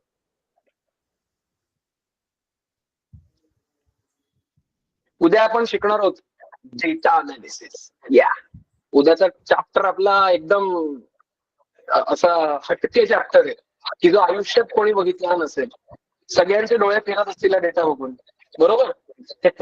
सगळ्यांचे डोळे हा डेटा बघून फिरत असतील. ओके, हे आपल्याला डिकोड करायला शिकायचं. उद्या आपण शिकणार आहोत ते कीप द मनी पासून मेक द मनी कसं करायचं. आणि त्याच्यामध्ये आपण ट्रेडिंग व्ह्यू मध्ये जर का तुम्ही बघितलं, कॅन्डल्स किती लोकांनी बघितल्या तो? बरेच एक मिनिट, माझं आय थिंक सो, हा माझं ना, एक मिनिट, स्क्रीन माझी बंद झाली. एक मिनिट, मी स्क्रीन शेअर करतो. हो, झालंय आपलं लेक्चर. जस्ट मी तुम्हाला उद्या काय शिकणार आहोत, आता पुढचे 2 दिवस हे मी तुम्हाला शिकवणार आहे. ह्या कॅन्डल्स कोणी कोणी बघितल्या तो? ह्या रेड कॅन्डल, ग्रीन कॅन्डल सगळ्यांनी बघितल्या. मी पण बघितल्या. ओके, पण हा डेटा कोणी अनालिसिस केला आतापर्यंत? नाही केलं, कोणीच केलं नसेल. कारण हे व्हेरी युनिक प्रॉडक्ट आहे. प्रॉडक्ट इन जसे मी प्रॉडक्ट हे कायम सेलिंगला असतं, I am not a seller. हे युनिक कन्सेप्ट आहे असं मी तुम्हाला सांगेन. It is called as a unique concept. It is called as a option chain analysis. Okay, it is called as a option chain analysis. हा option चेनचा data आहे. मी असं जर का तुम्हाला असं सांगितलं प्रत्येकाला सेशन मध्ये, तुम्ही खुश व्हाल. मी असं जर का तुम्हाला सांगितलं ह्या ज्या तुम्हाला कॅन्डल्स बनलेल्या दिसत आहेत तिथे, ह्या कॅन्डल्स नंतर बनतात आणि आधी डेटा बनतो, तर तुम्ही काय प्रेफर कराल? तुम्ही कॅन्डल्स प्रेफर कराल का डेटा प्रेफर कराल? डेटा. तुम्हाला आधी कळतंय की एवढे पोझिशन मार्केटला पाडायला बसलेले आहेत. ओके, हे जर का तुम्हाला आधी कळतंय सकाळी 9:30 वाजता आणि 9:15 वाजता कॅन्डल्स फॉर्म होत आहेत, रेड कॅन्डल्स, तर तुम्ही काय कराल? तुम्ही डेटा फॉलो कराल आधी पोझिशन घेऊन, का तुम्ही कॅन्डल्स बघत बसाल? डेटा. ह्याचं कारण डेटामध्ये तुम्हाला, ऑब्व्हियसली ह्याचं कारण डेटामध्ये तुम्हाला पोझिशन्स लागलेल्या दिसतात.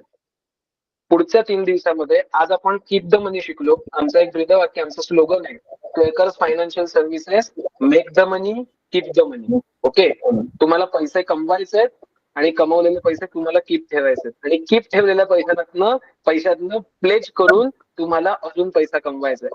लक्षात ठेवा, पैसाच पैशाला खेचतो, एवढं लक्षात घ्या. ही मार्केटचा नियम आहे. पैसाच पैशाला, तुम्ही पैशाला जेवढं नाचवाल इन द सेन्स, सॉरी मी असं चुकीचं बोलणार नाही, पण जेवढं तुम्ही पैशाला, आपण शांत राहायचं, पैसा आपलं काम करत बसतो म्युच्युअल फंड मध्ये आणि ऑप्शन चेन मध्ये. आपण फक्त काम करायचं काय, पैसे इन्व्हेस्ट करत जायचं, पैशाचा ट्रेड करत जायचं best on the option chain. ज्याच्यावरती अनेक लोक म्हणतात सर आम्हाला FNO मध्ये इक्विटीमध्ये लॉस होतो सर. अनेक लोक 100 इंडिकेटर लावून बसतात, 1000 इंडिकेटर लावतात, बरोबर. तर या 1000 इंडिकेशन मधनं मी काय करतो, मी तुम्हाला एक्झॅक्टली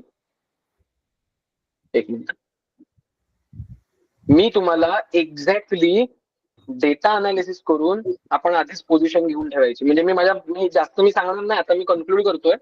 एक छोटासा एक्झाम्पल देतो, ओके, आणि सगळ्यांना मी उत्तर सगळ्यांनी द्या मला, ठीक आहे. ही भिंत आहे, असं धरून चाला, ही भिंत आहे. इथे 100 लोक उभी आहेत आणि इथे 20 लोक उभी आहेत, ओके. जर का मार्केट इथे गेलं, म्हणजे भिंत जर का इथे पडली तर मार्केट काय होईल, मार्केट पडेल, असं धरून चाला. आणि ही भिंत जर का ह्या साईडला पडली तर मार्केट वर जाईल, ओके. तर मला एक सांगा, ह्युमन सायकोलॉजी प्रमाणे 100 लोकांचा जोर जास्ती लागेल भिंत पाडायला का 20 लोकांचा जोर जास्ती लागेल? Simple human psychology.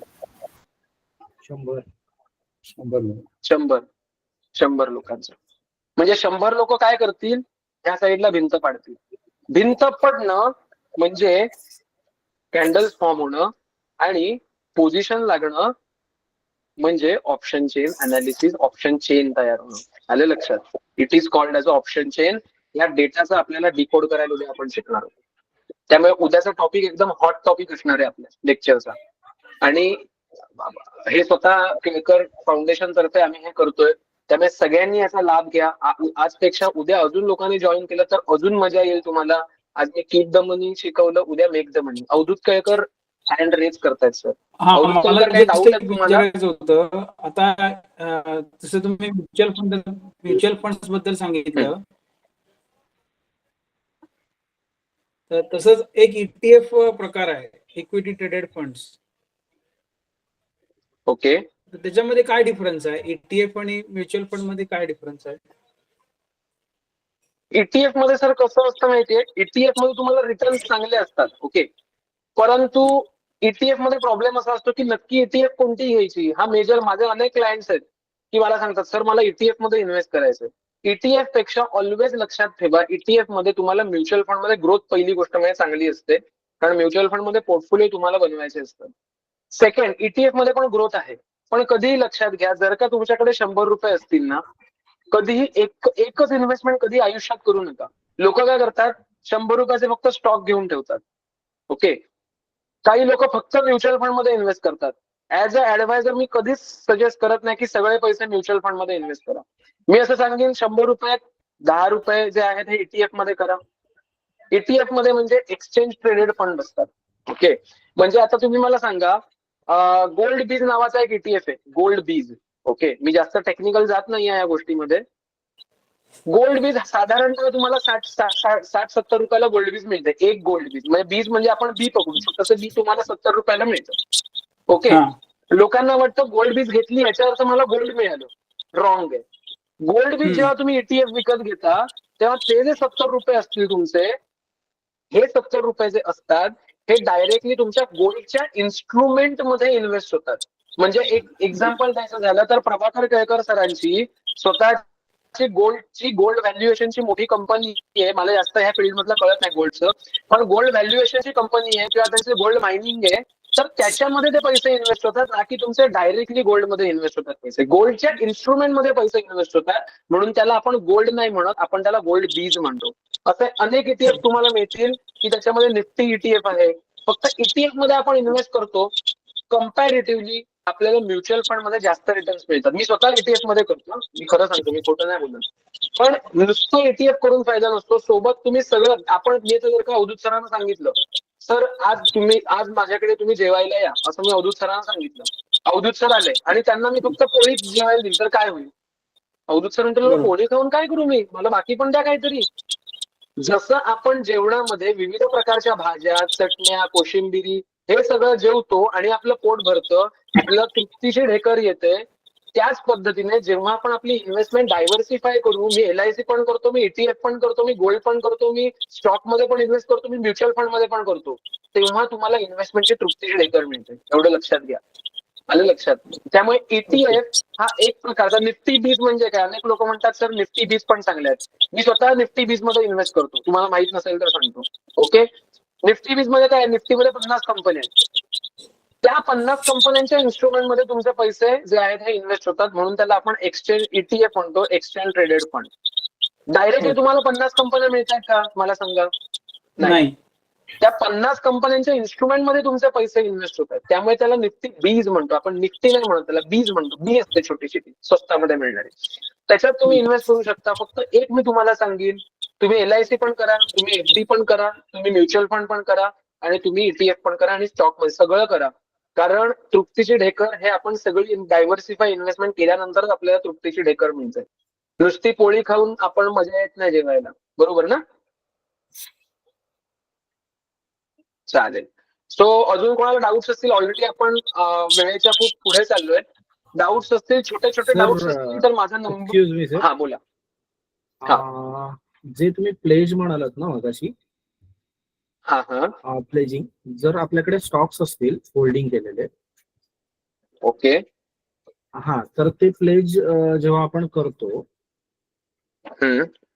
If suppose माझ्याकडे 2 लाखाचे XYZ कंपनीचे स्टॉक्स आहेत, राईट, तर ते जेव्हा मी प्लेज करेन तेव्हा ते किती % मध्ये मला प्लेजिंगची व्हॅल्यू असेल? म्हणजे लाईक 2 लाखाच्या अगेन्स्ट मला किती % मिळतील? ऍक्च्युली ते कसं आहे, ते डिपेंड्स ऑन युअर ब्रोकर. पण मोस्ट ऑफ द टाइम, म्हणजे as per my knowledge and as per my analysis, ते डिपेंड्स ऑन युअर ब्रोकरेज वरती असतं. ब्रोकरेज नाही, ब्रोकर वरती डिपेंड आहे. आता most of the time FNO मध्ये तुम्हाला 70% जे असतं हे प्लेजिंग मिळतं. म्हणजे जर का 2 लाख रुपये, 7 दुणे 14, 1,40,000 रुपये तुम्हाला प्लेस करून लिव्हरेज तुम्हाला मिळतं, त्याच्यावरती तुम्ही ट्रेड करू शकता. आणि जर का इक्विटी डिलिव्हरी तुम्हाला हवी तर जवळ, हा बोला. इट्स ओके, तुम्ही कंटिन्यू करा. Got it your answer? Yeah. And second thing is like की इफ सपोज 1,40,000 ते मला प्लेस करून मिळाले, तर त्याच्यावरती ब्रोकरचं काही फी असते, किंवा ऍज लाईक आपण लोन घेतो तसं त्याच्यावरती काही इंटरेस्ट पे करावा लागतो? Yes, pledging means loan. मी घर गहाण ठेवून काय केलं, सोनं गहाण ठेवून मी काय केलं, मी लोन घेतलं. ह्याच्यावरती तुम्हाला आता एवढं मला नॉलेज आहे की कारण प्रत्येक ब्रोकरचे नियम वेगळे असतात. पण मोस्ट ऑफ द टाइम तुम्हाला 30 रुपये पर डे काय लागतो, 30 रुपये पर डे तुम्हाला त्याचा चार्ज लागतो, ह्याचा प्लेजिंगचा charges. Most of the time on an average, कारण ब्रोकर वाईज ते डिफर करतो. मी कोणालाही असं काय म्हणतो अश्युअर करणार नाही की 30 रुपये, नाही तर तुम्ही ब्रोकरची जाऊन मांडाल. सो असं 30 रुपये नाहीये, तर ते सम काइंड ऑफ एकतर बँक वाईज जसा आपला इंटरेस्ट रेट चेंज होतो. बस कसं काही ब्रोकर आहेत ते तुम्हाला पर्सेंटेज मध्ये घेतात तुमच्या प्रॉफिट वरती, आणि काही ब्रोकर असतात हे पर डे वरती तुम्हाला चार्ज घेतात. Okay, what my answer sir, thank you. Yes. So any doubts or can we conclude this session? Prabhakar sir. हा ठीक आहे. उद्याची लिंक उद्या दुपारपर्यंत सर्वांना पाठवण्यात येईल. सेम ग्रुपच्या माध्यमातून. सेम लिंक आहे सर, सेम लिंक आहे. अच्छा, 3 दिवसासाठी सेम आहे? 3 दिवसासाठी, कारण मी स्वतः डोमेन माझा आहे ना स्वतःचा, माझा केळकर फायनान्शियल सर्व्हिसेसचा. सो मी 3 दिवस एकच लिंक ठेवू शकतो. ओके, ठीक. Okay, so if you have any doubt you can directly call me or mail me on WhatsApp or message me on WhatsApp. Okay. So now we are concluded this session from the Kehlkar Financial Services. Thanks for the joining and thanks for your time. So Thank you. please join on this. एक minute, Yogesh Kelkar काहीतरी विचारतोय. Yes, Yogesh Kehlkar, please say, ask. Hello Yogesh. Yogesh Kehlkar has raised the hand. Yeah, ask the question, Yogesh Kehlkar. विचार प्रश्न. केळकर साहेब नमस्कार. Portfolio management कसा करावा हे पण आपल्या उद्याच्या लेक्चर मध्ये राहील तर फारच छान होईल. का की मे बी 20-30 स्टॉक्स असतात, तर त्यांना केव्हा प्रॉफिट घेऊन आपण बाहेर व्हायचं की कंटिन्यू करायचं तर कसं डिसाईड करायचं हे पण सांगा, तर थोडंसं सगळ्यांना बरं होईल. हा माझा एक सजेशन होता. ऍक्च्युली ना सर, हा सर, ते actually thank you sir, nice question आणि सगळ्यात व्हॅलिड क्वेश्चन योगेश सरांचा आहे, तुम्ही त्यांच्यासाठी टाळ्या वाजवतो. सगळ्यात पहिली गोष्ट म्हणजे उद्याचं सेशन असेल, ह्या सगळ्या गोष्टी आपण कन्सेप्ट तुमच्या क्लिअर करणार आहोत की नक्की तुम्हाला किती रुपयाला तो स्टॉक घ्यायचा आणि किती रुपयाला एक्झिट व्हायचं. इक्विटी, डिलिव्हरी, इन्व्हेस्टमेंट हे आपण ऑप्शन चेन वरती बघतो. स्टॉक घेण्यासाठी पैसे कुठे कळतो? कीप द मनी मधनं. ओके, आणि जातो कुठे? Make the Manila. Okay, so ह्या कन्सेप्ट तुमच्या उद्या क्लिअर होतील. आज मी तुम्हाला इन्व्हेस्टमेंट कशी करायची आणि त्या इन्व्हेस्टमेंटचा उपयोग तुम्हाला प्लेजिंगसाठी कसा होतो आज हे मी तुम्हाला शिकवलं. आलं लक्षात? Okay. Okay, so can we conclude now? Okay sir, सर्वांनी आपल्या एक मिनिट, सर्वांनी आपल्या नातेवाईकांना वगैरे, जर तुम्हाला आवडलं असेल सेशन तर सर्वांनी आपल्या नातेवाईकांना, मित्रमंडळींना मेसेज द्या. उद्या जास्तीत जास्त लोक जॉईन करू देत, सर्वांना त्याचा फायदा होईल. शुअर नक्की.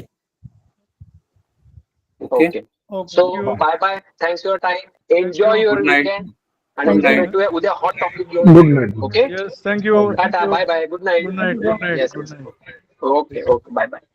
बाय.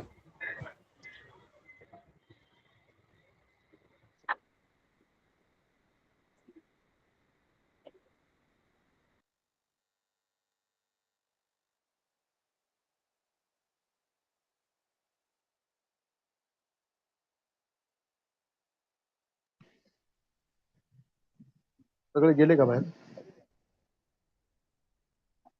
40-25 ला पण